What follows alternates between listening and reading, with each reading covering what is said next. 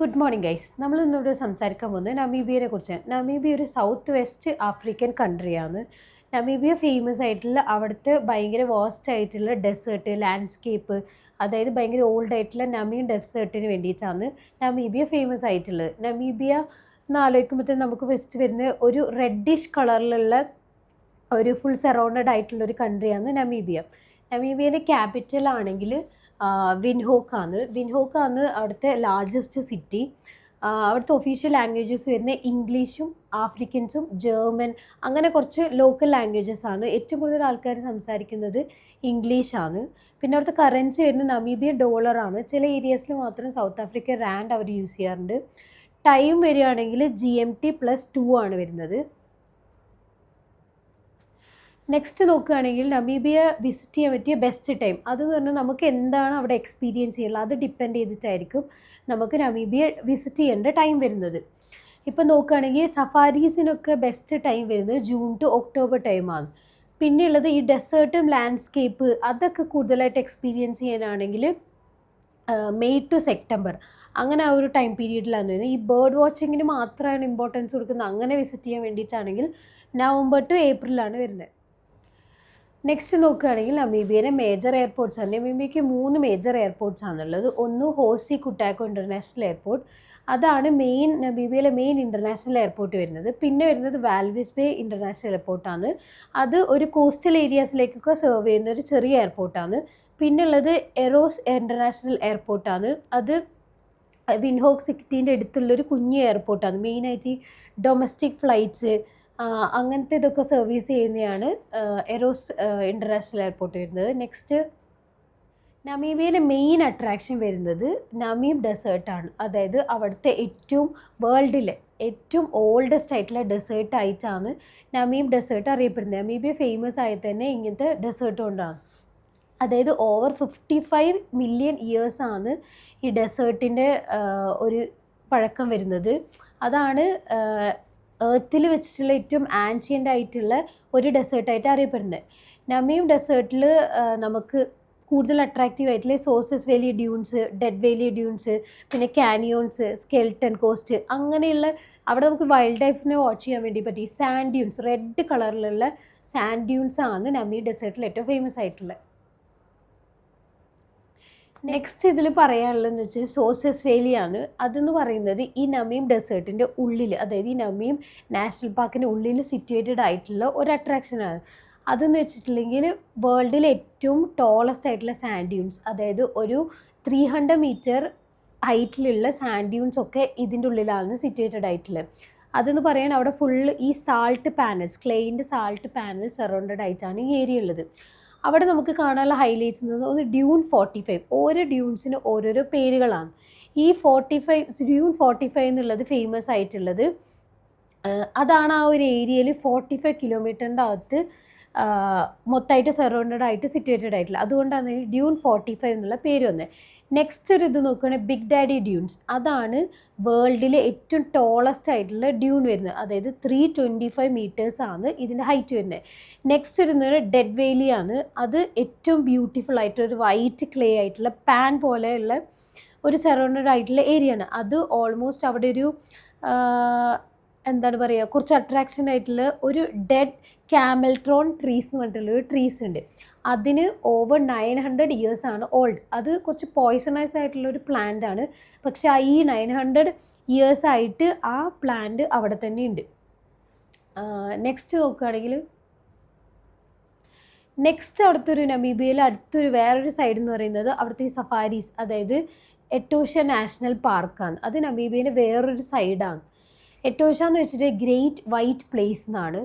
പിന്നെ അവിടെ നമുക്ക് കാണാൻ വേണ്ടിയിട്ടുള്ളത് ആഫ്രിക്കയിലെ ഏറ്റവും ബെസ്റ്റ് സഫാരി ഡെസ്റ്റിനേഷൻ ആയിട്ടാണ് ഈ എറ്റോഷ നാഷണൽ പാർക്ക് അറിയപ്പെടുന്നത്. അവിടെ ബിഗ് 4, അതായത് ലയൺ, ലെപ്പേർഡ്സ്, എലിഫൻറ്റ്സ്, റൈനോസസ്, ബഫല്ലോ, ഇതിനൊക്കെയാണ് നമുക്ക് അവിടെ കാണാൻ വേണ്ടിയിട്ട്. നമുക്ക് കുറേ അധികം എലിഫൻസിനെ, അതായത് ഹ്യൂജ് ഹെഡ്സ് ഓഫ് എലിഫൻസിനെ കാണാൻ വേണ്ടിയിട്ട്. പിന്നെ ബ്ലാക്കും വൈറ്റും കളറിലുള്ള ഭയങ്കര ഡിഫറെൻ്റ് ആയിട്ടുള്ള റൈനോസസിനെ, ചീറ്റാസിനെ, ജിറാഫ്, സീബ്ര, വൈൽഡ് ബീസ്റ്റ്, അങ്ങനെയുള്ള കുറച്ച് ആനിമൽസിനെ കാണാൻ വേണ്ടി. പിന്നെ ഓവർ 340 സ്പീഷീസ് ഓഫ് ബേർഡ്സിനെയും ആണ് നമുക്കവിടെ കാണാൻ വേണ്ടി പറ്റുന്നത്. ഇവിടെ വാച്ച് ചെയ്യാനുള്ള ബെസ്റ്റ് സീസൺ, അതായത് ഈ എട്ടോഷ നാഷണൽ പാർക്ക് വിസിറ്റ് ചെയ്യാൻ പറ്റിയ ബെസ്റ്റ് ടൈം വരുന്നത് നവംബർ ടു ഏപ്രിലാണ്. നെക്സ്റ്റ് അട്രാക്ഷൻ പിന്നെ സ്വാക്കപ്മുണ്ടാണ്. അത് നമീബിയൻ്റെ അഡ്വഞ്ചർ ക്യാപിറ്റൽ ആയിട്ടാണ് അറിയപ്പെടുന്നത്. അവിടുത്തെ ഹൈലൈറ്റ്സ് നോക്കുകയാണെങ്കിൽ അത് ജർമ്മൻ കൊളോണിയൽ ആർക്കിടെക്ചറിലുള്ള ബ്യൂട്ടിഫുൾ ആയിട്ടുള്ള ഭയങ്കര പഴക്കം ചേർന്നിട്ടുള്ള ഒരു ലൈറ്റ് ഹൗസ് വിസിറ്റ് ചെയ്യാൻ, പിന്നെ അവിടുത്തെ മ്യൂസിയം, അതായത് നമീബിയൻ്റെ കൾച്ചറും ഹെറിറ്റേജ് ഹിസ്റ്ററിയൊക്കെ കാണിച്ചിട്ടുള്ള ഒരു മ്യൂസിയം വിസിറ്റ് ചെയ്യാൻ വേണ്ടിയിട്ട്, പിന്നെ ഒരു സീസൈഡ്, അതായത് ജെട്ടി ആൻഡ് സീസൈഡ് ഒരു പ്രോമനേഡ് പോലെ, അതായത് ഈ സൺസെറ്റ് കാണാൻ വേണ്ടിയിട്ട് അവിടെ ഒരു ഡൈനിങ് സ്പേസിൽ നമുക്ക് ഓഷ്യൻ വ്യൂവിൽ കാണാൻ വേണ്ടിയിട്ടുള്ള ഒരു ഏരിയ. പിന്നെ ഉള്ളത് ഒരു അക്വേറിയം, അതൊരു ഫാമിലി ഫ്രണ്ട്ലി ഒരു അട്രാക്ഷൻ ആയിട്ടുള്ളതാണ്.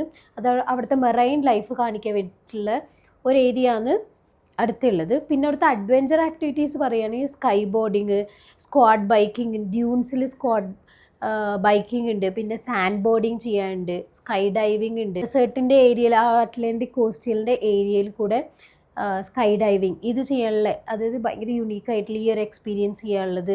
പിന്നെ നമുക്ക് ചെറിയ ഒരു ഫ്ലൈറ്റ് വ്യൂ, അതായത് ഒരു ചെറിയ സീനിക് ഫ്ലൈറ്റ്സ് എടുത്തിട്ട് സ്കെൽട്ടൺ കോസ്റ്റും നമീബിയ ഡെസേർട്ടും കാണാനുള്ളൊരു അട്രാക്ഷൻ ഉണ്ട്. പിന്നെ കയാക്കിങ്, ഡോൾഫിൻ ക്രൂയിസ്, ഈ വാൽവേസ് ബേയിൽ കൂടെ നമുക്ക് ഈ ഡോൾഫിൻ ക്രൂയിസ്, കയാക്കിങ് ഇത് ചെയ്യാൻ വേണ്ടിയിട്ട്.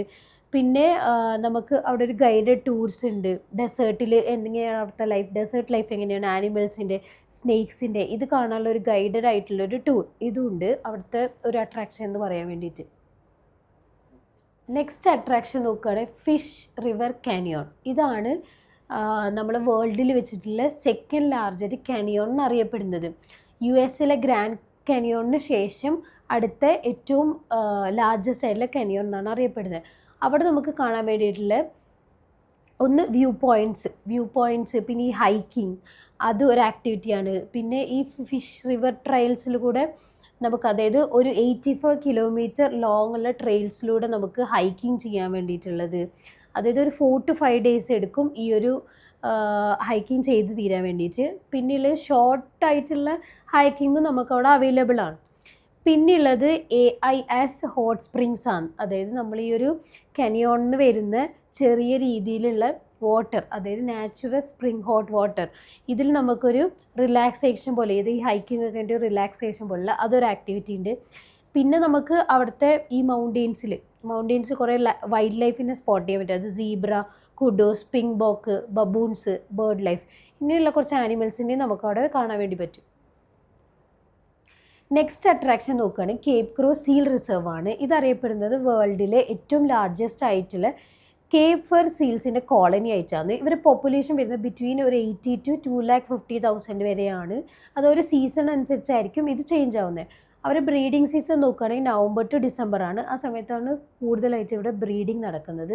അവിടെ നമുക്ക് എക്സ്പീരിയൻസ് ചെയ്യാൻ പറ്റി ഒന്ന്, നമുക്ക് അവിടെ സൈറ്റ് സീയിങ് ഉണ്ട്, അവരെ എന്താണ് അവർ ചെയ്യുന്നത്, അങ്ങനെ അവരെ ആക്ടിവിറ്റീസൊക്കെ വ്യൂ ചെയ്യാൻ വേണ്ടിയിട്ട്. അത് ഒരു ചെറിയൊരു പാത്ത് വേ കൊടുത്തിട്ടുണ്ടാവും, അതിലൂടെ മാത്രമേ നമുക്ക് പോയിട്ട് ഇവരെ കാണാനും വിസിറ്റ് ചെയ്യാൻ വേണ്ടിയിട്ടും പറ്റുള്ളൂ.